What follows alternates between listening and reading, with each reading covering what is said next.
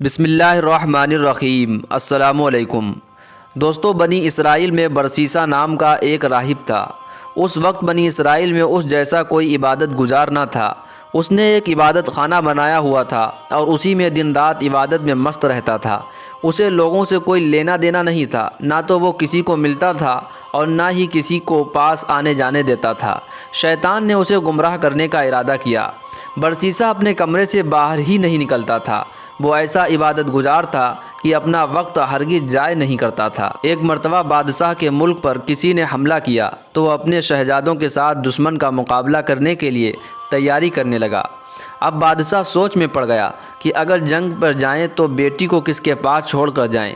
کسی نے مشورہ دیا کہ کسی وزیر کے پاس چھوڑ جائیں اور کسی نے کوئی اور مشورہ دیا۔ بادشاہ نے سوچا کہ میں اپنی بیٹی کو برسیسا کے پاس چھوڑ جاؤں، یہ بہتر ہوگا۔ چنانچہ بادشاہ اپنے تینوں بیٹوں اور بیٹیوں کو لے کر برسیسا کے پاس پہنچ گیا اور کہنے لگا کہ ہم جنگ پر جا رہے ہیں، زندگی اور موت کا پتہ نہیں ہے، مجھے اس وقت سب سے زیادہ بھروسہ آپ پر ہے، لہٰذا میں چاہتا ہوں کہ یہ بچی آپ کے پاس ہی ٹھہر جائے۔ برسیسا کہنے لگا، توبہ توبہ، میں یہ کام کیسے کر سکتا ہوں کہ یہ اکیلی میرے پاس ٹھہرے؟ بادشاہ نے کہا، نہیں، کوئی ایسی بات نہیں ہے، بس آپ اجازت دے دیں، میں اس کے رہنے کے لیے آپ کے عبادت خانے کے سامنے ایک گھر بنوا دیتا ہوں، تو یہ اسی گھر میں ٹھہرے گی۔ برسیسا نے یہ سن کر کہا، چلو ٹھیک ہے۔ جب اس نے اجازت دے دی تو بادشاہ نے اس کے عبادت خانے کے سامنے گھر بنوا دیا اور بچی کو وہاں چھوڑ کر جنگ پر روانہ ہو گیا۔ برسیسا کے دل میں بات آئی کہ میں اپنے لیے کھانا تو بناتا ہی ہوں، اگر بچی کا کھانا بھی میں ہی بنا دیا کروں تو اس میں کیا حرج ہے، کیونکہ وہ اکیلی ہے، پتہ نہیں اپنے لیے کھانا پکائے گی بھی یا نہیں پکائے گی۔ چنانچہ برسیسا کھانا بناتا اور آدھا کھانا خود کھا کر باقی آدھا کھانا اپنے عبادت خانے کے دروازے کے باہر رکھ دیتا اور اپنا دروازہ کھٹکھٹا دیتا۔ یہ اس لڑکی کے لیے اشارہ ہوتا تھا کہ اپنا کھانا اٹھا لے۔ اس طرح وہ لڑکی کھانا اٹھا کر لے جاتی اور کھا لیتی۔ کئی مہینوں تک یہی معمول رہا۔ اس کے بعد شیطان نے اس کے دل میں یہ بات ڈالی کہ دیکھو، وہ لڑکی اکیلی رہتی ہے، تم کھانا پکا کر گھر کے دروازے کے باہر رکھ دیتے ہو اور لڑکی کو کھانا اٹھانے کے لیے گلی میں نکلنا پڑتا ہے، اگر کبھی کسی مرد نے دیکھ لیا تو اس کی عزت خراب کر دے گا، اس لیے بہتر ہے کہ کھانا بنا کر اس کے دروازے کے اندر رکھ دیا کرو تاکہ اس کو باہر نہ نکلنا پڑے۔ چنانچہ برسیسا نے کھانا بنا کر اس لڑکی کے گھر کے دروازے کے اندر رکھنا شروع کر دیا۔ وہ کھانا رکھ کر کنڈی کھٹکھٹا دیتا اور لڑکی کھانا اٹھا لیتی۔ یہی سلسلہ چلتا رہا۔ جب کچھ اور مہینے اس طرح گزر گئے تو شیطان نے اس کے دل میں ڈالا کہ تم تو عبادت میں لگے ہوتے ہو، یہ لڑکی اکیلی ہے، ایسا نہ ہو کہ تنہائی کی وجہ سے اور زیادہ بیمار ہو جائے، اس لیے بہتر ہے کہ اس کو کچھ نصیحت کر دیا کرو تاکہ وہ بھی عبادت گزار بن جائے اور اس کا وقت ضائع نہ ہو۔ یہ خیال دل میں آتے ہی اس نے کہا، ہاں یہ بات تو بہت اچھی ہے، لیکن اس کی کیا ترتیب ہونی چاہیے؟ شیطان نے اس بات کا جواب بھی اس کے دل میں ڈالا کہ لڑکی کو کہہ دو کہ وہ اپنے گھر کی چھت پر آ جایا کرے اور تم بھی اپنے گھر کی چھت پر بیٹھ جایا کرو اور اسے بعض و نصیحت کیا کرو۔ چنانچہ برسیسا نے اس ترتیب سے بعض و نصیحت کرنا شروع کر دی۔ اس کے وعظ پر اس کا بڑا اثر ہوا۔ اس نے نمازیں پڑھنی شروع کر دیں، وظیفے کرنے شروع کر دیے۔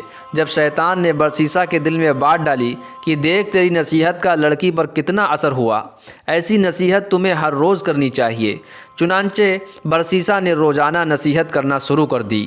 اسی طرح جب کرتے کرتے کچھ وقت گزر گیا تو شیطان نے پھر برسیسا کے دل میں یہ بات ڈالی کہ تم اپنے گھر کی چھت پر بیٹھتے ہو اور لڑکی اپنے گھر کی چھت پر بیٹھتی ہے، راستے میں گزرنے والے کیا سوچیں گے کہ یہ کون لوگ باتیں کر رہے ہیں؟ اس طرح تو بہت غلط تاثر پیدا ہو جائے گا، اس لیے بہتر ہے کہ چھت پر بیٹھ کر اونچی آواز سے بات کرنے کے بجائے تم لڑکی کے گھر کے دروازے کے باہر کھڑے ہو کر تقریر کرو اور وہ دروازے کے اندر کھڑی ہو کر سن لے، پردہ تو ہوگا ہی۔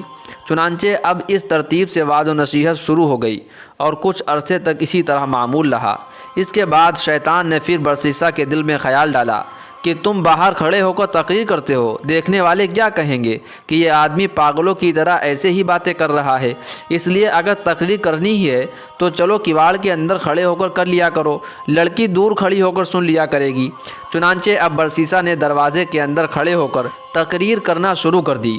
جب اس نے اندر کھڑے ہو کر تقریر کرنا شروع کر دی تو لڑکی نے اس کو بتایا کہ اتنی نمازیں پڑھتی ہوں اور اتنی عبادت کرتی ہوں۔ یہ سن کر اسے بڑی خوشی ہوئی کہ میری باتوں کا لڑکی پر بڑا اثر ہو رہا ہے۔ اب میں اکیلا ہی عبادت نہیں کر رہا بلکہ یہ بھی عبادت کر رہی ہوتی ہے۔ کئی دن تک یہی سلسلہ چلتا رہا۔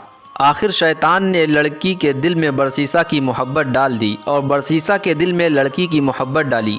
چنانچہ لڑکی نے کہا کہ آپ جو کھڑے کھڑے بیان کرتے ہیں میں آپ کے لیے چارپائی ڈال دیا کروں گی، آپ اس پر بیٹھ کر بیان کر دیں اور میں دور بیٹھ کر سن لیا کروں گی۔ برسیسہ نے کہا بہت اچھا۔ لڑکی نے دروازے کے قریب چارپائی ڈال دی۔ برسیسہ اس پر بیٹھ کر نصیحت کرتا رہا اور لڑکی دور بیٹھ کر سنتی رہی۔ اس دوران شیطان نے برسیسہ کے دل میں لڑکی کے لیے بڑی شفقت اور ہمدردی پیدا کر دی۔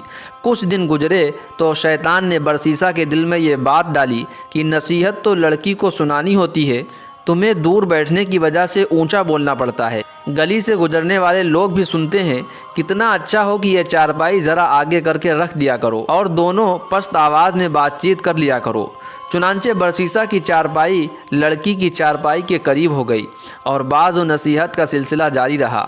کچھ عرصہ اسی طرح گزرا تو شیطان نے لڑکی کو سجا کر برسیسہ کے سامنے پیش کرنا شروع کر دیا اور وہ اس لڑکی کے حسن و جمال کا دیوانہ ہو گیا۔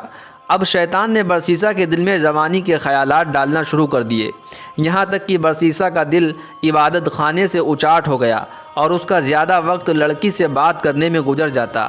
سال گزر چکا تھا، شیطان نے اپنی کوششیں اور تیز کر دیں۔ چنانچہ اس نے برسیسہ کے دل میں لڑکی کا عشق پیدا کر دیا اور لڑکی کے دل میں برسیسہ کا عشق پیدا کر دیا، یہاں تک کہ دونوں طرف برابر کی آگ سلگ اٹھی۔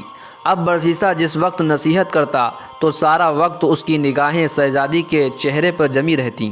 شیطان لڑکی کو ناز و انداز سکھاتا، یہاں تک کہ برسیسہ نے الگ چارپائی پر بیٹھنے کے بجائے لڑکی کے ساتھ ہی چارپائی پر بیٹھنا شروع کر دیا۔ اب برسیسہ کی نگاہیں جب شہزادی کے چہرے پر پڑیں تو اس نے اسے سراپا حسن و جمال اور نظر کو جذب کرنے والی پایا۔ چنانچہ برسیسہ اپنے شہوانی جذبات پر قابو نہ رکھ سکا اور اس نے شہزادی کی طرف ہاتھ بڑھایا۔ شہزادی نے مسکرا کر اس کی حوصلہ افزائی کی، یہاں تک کہ برسیسہ زنا کر بیٹھا۔ جب دونوں کے درمیان سے حیا کی دیوار ہٹ گئی اور زنا کر لیا تو وہ آپس میں میاں بیوی کی طرح رہنے لگے۔ اس دوران شہزادی کو حمل ٹھہر گیا۔ ایک وہ دن بھی آیا جب اس شہزادی نے بچے کو جنم دیا۔ جب بچے کو دودھ پلاتے کافی عرصہ گزر گیا تو شیطان نے برسیسہ کے دل میں یہ خیال ڈالا کہ اب تو 1.5 سال گزر گئے ہیں، بادشاہ اور دوسرے لوگ بھی جنگ سے واپس آنے والے ہیں، شہزادی تو ان کو سارا ماجرا سنا دے گی، اس لیے تم اس کا بیٹا کسی بہانے سے قتل کر دو تاکہ گناہ کا ثبوت نہ رہے۔ چنانچہ ایک دفعہ شہزادی سوئی ہوئی تھی تو برسیسہ نے اس کے بچے کو اٹھایا اور قتل کر کے گھر کے صحن میں دبا دیا۔ ماں تو ماں ہی ہوتی ہے، جب وہ اٹھی تو اس نے دیکھا میرا بیٹا کدھر ہے؟ برسیسہ نے کہا مجھے تو کوئی خبر نہیں۔ ماں نے ادھر ادھر دیکھا تو بیٹے کا کہیں سراغ نہیں ملا۔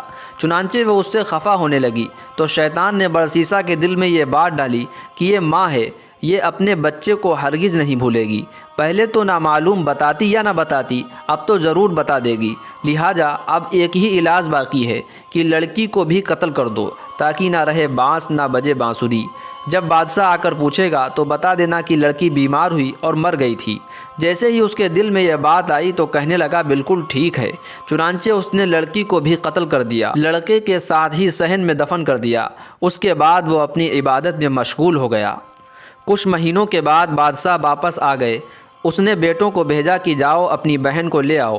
وہ برسیسہ کے پاس آئے اور کہنے لگے کہ ہماری بہن آپ کے پاس تھی، ہم اسے لینے آئے ہیں۔ برسیسہ ان کی بات سن کر رو پڑا اور کہنے لگا کہ آپ کی بہن بہت اچھی تھی، بڑی نیک تھی اور ایسے ایسے عبادت کرتی تھی، لیکن وہ اللہ کو پیاری ہو گئی۔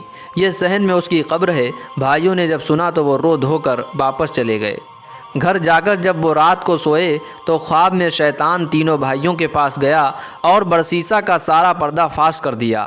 تینوں بھائی جب صبح اٹھے تو ایک نے کہا میں نے یہ خواب دیکھا ہے، دوسرے نے کہا کہ میں نے بھی یہی خواب دیکھا ہے، تیسرے نے کہا میں نے بھی یہ خواب دیکھا ہے۔ وہ آپس میں کہنے لگے کہ یہ عجیب اتفاق ہے کہ سب کو ایک جیسا خواب آیا ہے۔ सबसे छोटे भाई ने कहा, यह इत्तेफाक की बात नहीं बल्कि मैं तो जाकर इसकी तहकीक करूँगा। चुनांचे छोटा भाई गुस्से में आकर चल पड़ा। उसे देखकर बाकी भाई भी उसके साथ हो लिए। उन्होंने जाकर जब ज़मीन को खोदा तो उन्हें उसमें अपनी बहन की हड्डियां मिल गईं और साथ ही छोटे से बच्चे की हड्डियों का ढांचा भी मिल गया। जब सबूत मिल गया तो उन्होंने बरसीसा को गिरफ्तार कर लिया। जब काजी के पास ले जाया गया तो उसने काजी के सामने अपने घिनौने और मकरूह फ़िल का इकरार कर लिया और काजी ने बरसीसा को फांसी देने का हुक्म दे दिया। जब बरसीसा को फांसी के तख्ते पर लाया गया तो उसके गले में फंदा डाला गया और फंदे को खींचने का वक्त आया तो फंदा खींचने से ठीक 2-4 लम्हे पहले शैतान उसके पास इबादत गुजार आदमी की शक्ल में आया।